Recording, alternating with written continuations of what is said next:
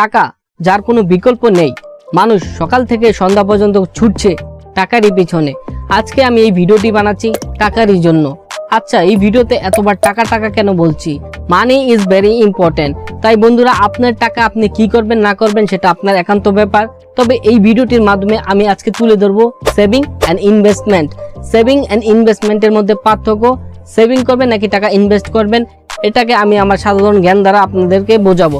বন্ধুরা, যেহেতু ভিডিওটিতে ক্লিক করে ফেলছেন, অবশ্যই ভিডিওটি পুরো দেখে যান, কারণ ভিডিওটি আপনার উপকারে অবশ্যই আসবে। সেভিং কি?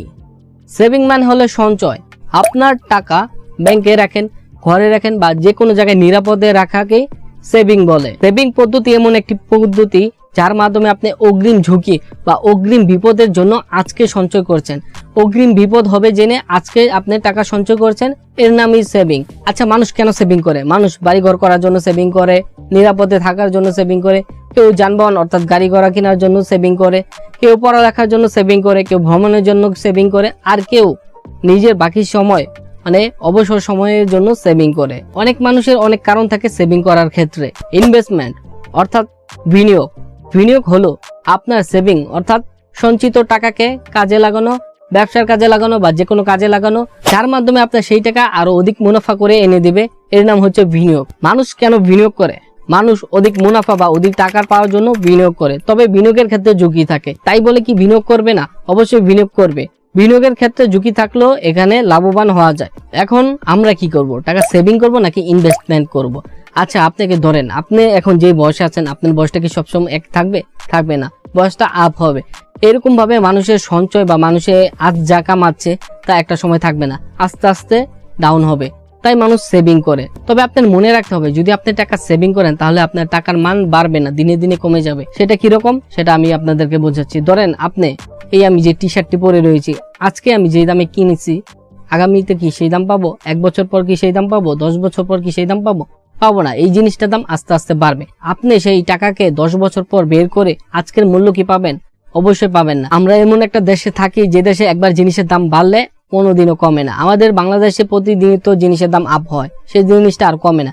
এখন আপনি যদি টাকা সেভিং করেন, আজকের দামে যে পণ্যটি পাবেন আপনি কিন্তু 1 বছর পর সেই পণ্যটি পাবেন না। আজকের দামে সেই পণ্যটি 1 বছর পর আপনি পাবেন না, 10 বছর পর আরো পাবেন না। যদি আপনি সেভিং করেন তাহলে আপনার টাকার মান দিনে দিনে কমে যাবে, ঠিক আছে? আবার ইনভেস্টমেন্টের ক্ষেত্রে উল্টো, আপনার সেভিং টাকা আপনি ইনভেস্ট করবেন, সেই টাকা আবারও টাকা অধিক মুনাফা আনিয়ে দেবে, কারণ সেই টাকাকে আপনি কাজে লাগাচ্ছেন। ইনভেস্টমেন্ট এই কারণে করে মানুষ। আপনি একটি বিজনেসে আপনি টাকা ইনভেস্ট করছেন, সেই টাকা আপনার বিজনেসকে আরো বৃদ্ধি করবে। বৃদ্ধি করার ফলে কি হবে? আপনার অধিক মুনাফা অর্জন হবে, ঠিক আছে? এই ক্ষেত্রে আপনি সেভিং না করে ইনভেস্টমেন্ট করবেন। তবে বন্ধুরা মনে রাখবেন, বিনিয়োগের ক্ষেত্রে একটু ঝুঁকি থাকে, তবে ব্যবসার আরেক নাম তো ঝুঁকি। তাই ঝুঁকি জেনে আপনি টাকাকে ইনভেস্ট করবেন। বন্ধুরা, সেভিং করলে আপনার টাকার মূল্য কমে যায়, কিন্তু ইনভেস্ট করলে দিনের সাথে সাথে আপনার টাকা বৃদ্ধি হয়, আপনার টাকার মূল্য বৃদ্ধি পায়, ঠিক আছে? এইটাই হচ্ছে সেভিং অ্যান্ড ইনভেস্টমেন্টের মধ্যে মূল পার্থক্য।